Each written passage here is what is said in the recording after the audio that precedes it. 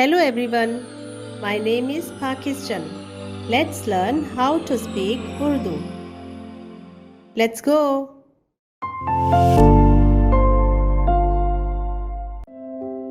मैं बहुत खौफज़दा हूँ। मुझे सोचकर भी डर लगता है।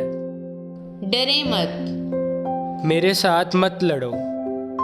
मेहरबानी से अपनी आवाज़ नीचे रखें। क्या आपके मरने के इरादे हैं?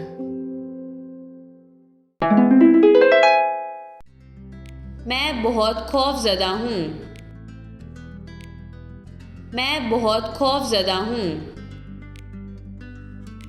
मैं बहुत खौफज़दा हूँ। मुझे सोचकर भी डर लगता है। मुझे सोचकर भी डर लगता है। मुझे सोचकर भी डर लगता है। डरे मत। डरे मत। डरे मत। मेरे साथ मत लड़ो। मेरे साथ मत लड़ो। मेरे साथ मत लड़ो। मेहरबानी से अपनी आवाज़ नीचे रखें।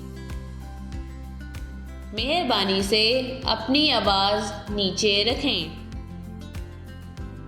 मेहरबानी से अपनी आवाज़ नीचे रखें। क्या आपके मरने के इरादे हैं? क्या आपके मरने के इरादे हैं? क्या आपके मरने के इरादे हैं? See you again.